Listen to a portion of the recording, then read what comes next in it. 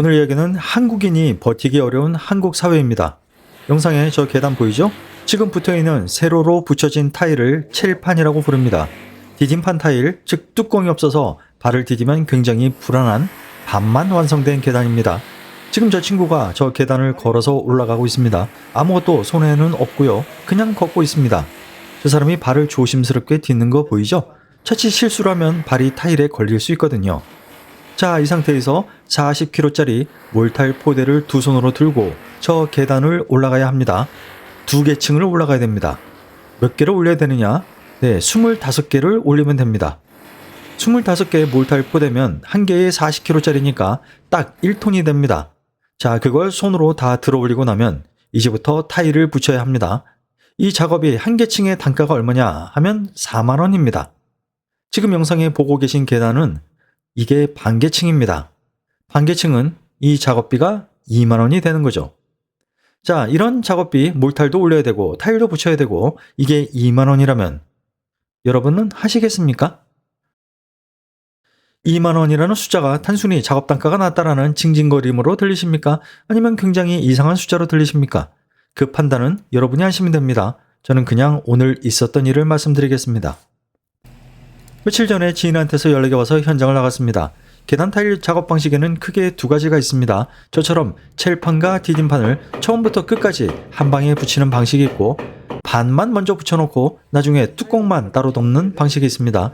아시는 분은 아시겠지만 두 번째 방식에서 첼판만 먼저 붙이는 사람은 첼판만 계속 붙이고 뚜껑을 덮는 사람은 뚜껑만 덮습니다.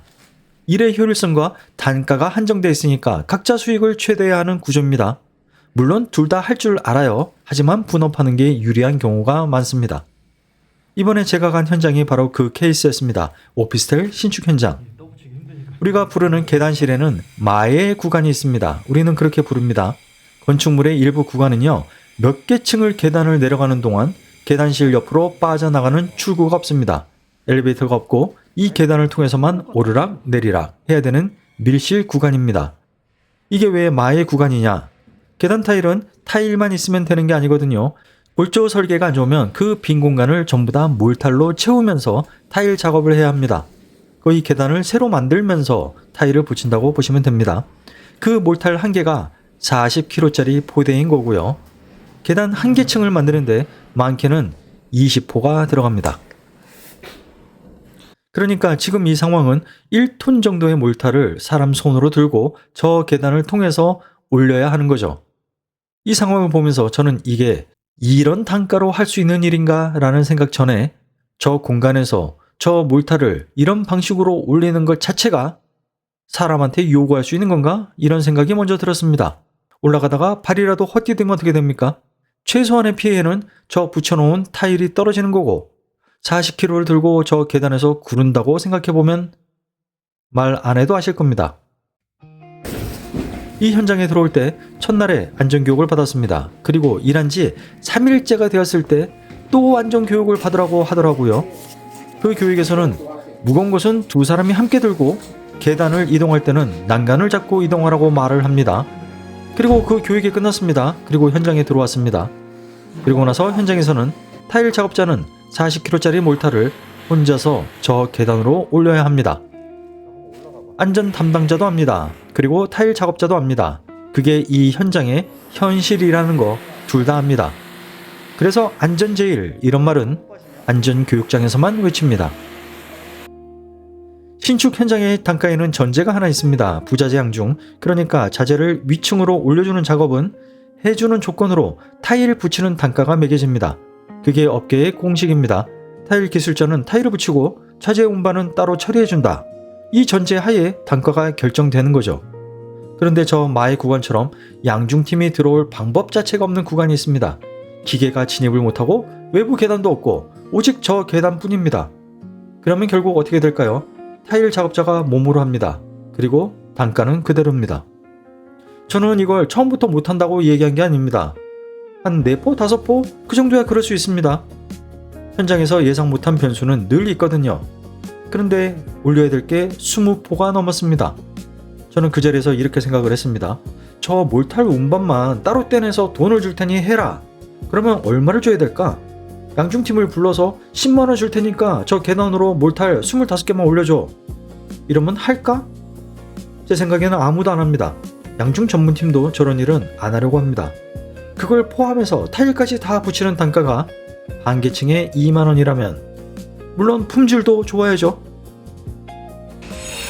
며칠 전에 동생을 행복주택 현장에 보냈습니다. 아침 7시부터 12시간 일을 하고 받아오는 돈이 20만원쯤? 그런데 3일 연속 주차 딱지를 끊었습니다. 그 현장에 출퇴근을 위해서 왕복 3시간, 4시간을 운전합니다. 20만원 받아서 딱지 4만원, 이걸 빼고 기름값이랑 밥값 빼면 남는 건 11만원쯤? 3일 중 하루는요, 안전교육이니 뭐다 하다가 오전을 그냥 보냈습니다.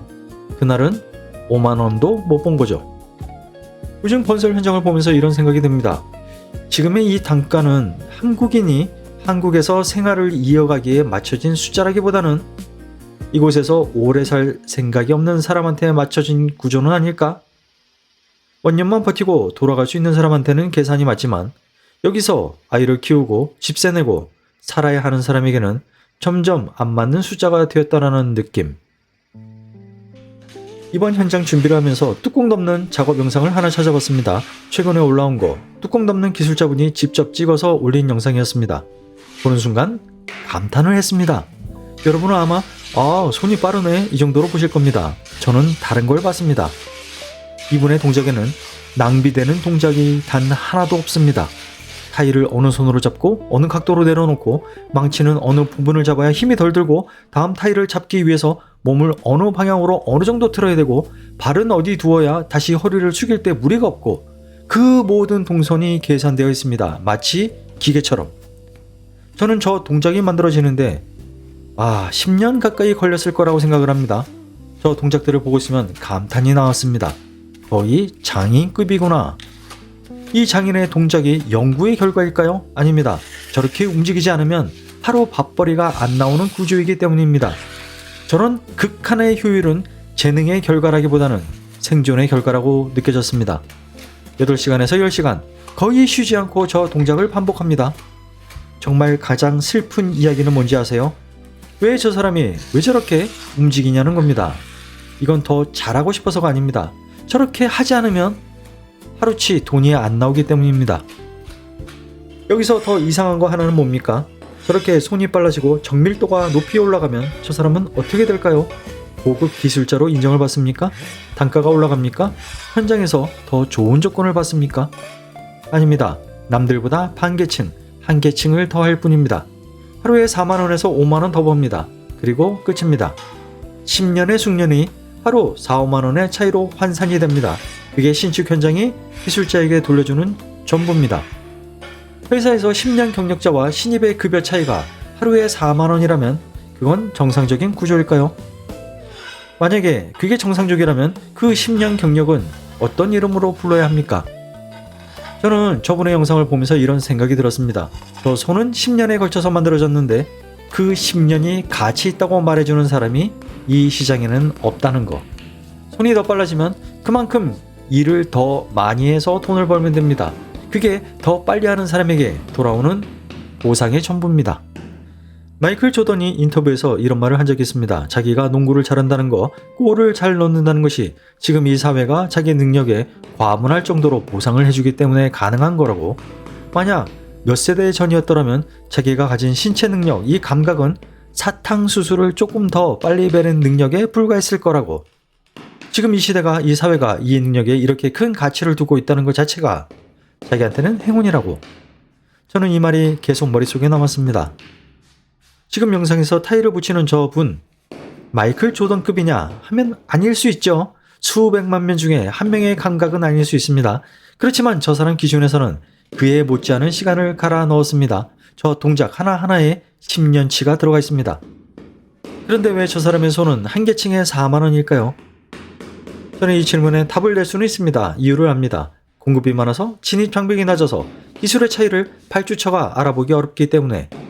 이유를 알면 납득이 돼야 하잖아요. 그런데 납득이 안 됩니다. 마이클 조던은 운이 정말 좋았습니다. 농구라는 종목이 그 시대에 가장 많이 돈이 몰리는 시장과 맞아 떨어졌으니까요. 만약 마이클 조던이 계단 타일을 붙이는 사람이었다면 어땠을까요? 그 손재주, 그 공간, 그 감각 10년에 걸쳐서 갈고 닦았을 겁니다. 그리고 지금 영상에서 보시는 분처럼 낭비 없는 동작으로 하루에 남들보다 한 계층을 더 붙였을 겁니다. 그리고 그 대가로 하루에 5만 원을 더 받았을 겁니다. 시장이 어떤 감각을 더 돈으로 쳐주느냐에 따라서 인생이 달라집니다. 저는 이게 건설 현장만의 이야기가 아니라고 생각합니다. 20년 전에 월급 300만 원. 이건 엄청난 고소득은 아니었습니다. 그렇다고 아무나 쉽게 버는 돈도 아니었죠. 그 당시에 연봉 1억. 이건 외국계 금융사에서나 볼 수 있는 직장인으로서는 거의 끝판왕 수준이었습니다.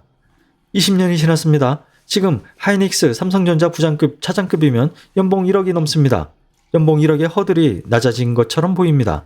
그런데 주변을 한번 둘러보세요. 지금 월급 300만 원이 쉽게 벌리는 돈입니까? 네, 공장 가면 됩니다. 배달하면 됩니다. 편의점 풀타임이면 가능합니다. 그렇게 느껴지지만 실제로 월급 300만 원을 넘기려면 중견기업 정규직 사원 대리급은 돼야 가능한 수준입니다. 자, 그동안 집값은 몇 배가 됐습니다. 점심 한 끼는 몇 배가 됐습니까? 현재까지 기름값은요? 그리고 현장 단가는 20년 동안 얼마나 올랐습니까? 저는 여기서 단순히 노가다 단가가 낮다 이런 말을 하는 게 아닙니다. 노가다라는 선택 자체에 의미가 달라졌다 이런 말을 하고 싶은 겁니다. 오랫동안 사람들은 이렇게 말해왔습니다.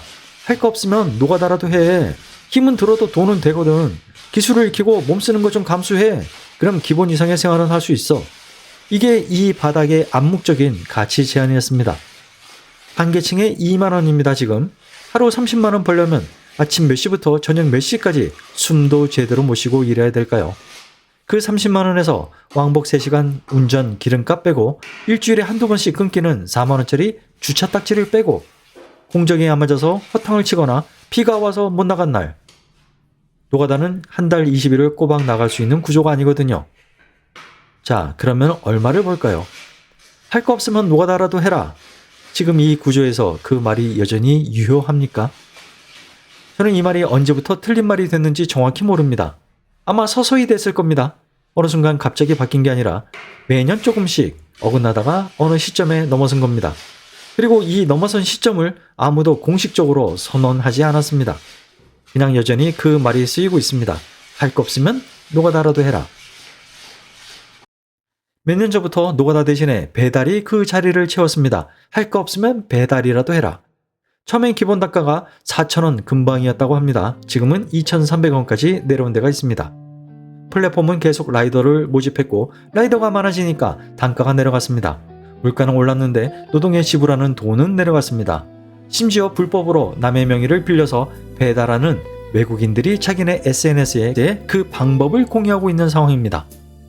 저는 어느 나라 사람을 탓하고 싶은 게 아닙니다. 플랫폼을 욕하고 싶은 것도 아닙니다. 이 패턴이 반복된다 이걸 말하고 싶은 겁니다. 노가다에서 일어난 일이 배달에서 똑같이 일어납니다. 처음에는 대안처럼 보입니다. 사람이 많아지면 단가가 내려가고 그러면 또 다른 대안을 찾습니다. 자, 그럼 이제 그 다음 대안은 있을까요? 한국 사회에서 살다 보면 롤러코스터처럼 흔들리는 시기가 옵니다. 다니던 회사가 없어질 수도 있고 사업이 잘못될 수도 있고 뭔가 버텨야 하는 시간이 생깁니다. 그 시간을 버티기 위해서 뭐라도 할 수 있는 구멍. 예전엔 그게 노가다였고 그 다음엔 배달이었습니다. 그런데 지금 그 구멍이 어디 있습니까? 그리고 그 구멍이 다음에 똑같은 방식으로 닫히면 그 다음은요? 저는 이걸 특정 누군가가 나쁜 의도로 설계한 거라고 생각하지는 않습니다. 그냥 시장이 그렇게 움직인 겁니다. 사람이 모이니까 단가가 내려가고 단가가 내려가면 그게 가능한 사람으로 채워지고 그러면 원래 있던 사람은 다른 데로 가야 합니다. 아무도 나쁜 사람은 없는데 결과는 이렇게 됩니다. 저는 이게 더 이상하다고 생각합니다. 나쁜 사람이 있으면 그 사람을 바꾸면 되거든요. 그런데 지금은 아무도 나쁜 사람이 아닌데 결과가 이렇게 나오면 그 다음에 무엇을 해야 하는지 잘 모르겠습니다. 저는 요즘 이 질문을 계속하고 있습니다. 직장 다니다가 잘린 사람, 사업 접은 사람, 다음 뭔가를 준비하는 사람, 그 사람들이 버티는 시간 동안 기댈 수 있는 곳이 어디인지, 그게 예전과 달라졌다. 이걸 느끼는 사람들이 저 말고도 분명히 있을 겁니다. 그러니까 모든 공정이 하고 나면 서로 안 부딪히는 게 없어. 아니 원래 깔끔하게 하시는 분들은 이렇게 하고 자기네들이 한번 딱 닦아주고 저쪽에는 심한데 저 문틀에. 저는 오늘 현장을 다녀오면서 확신했습니다. 신축 건설 현장에서 일한다는 것이 미래를 설계하는 게 아니라 현재를 연명하는 일로 국면이 완전히 전환됐다. 현장에서 돌아오는 차 안에서 이 생각이 계속됐습니다. 우리가 게을러서 미래를 못 만드는 걸까? 오전 6시부터 저녁 6시까지 저 동작을 반복하면서 그걸로 미래를 만들 수 없는 구조가 됐다는 겁니다.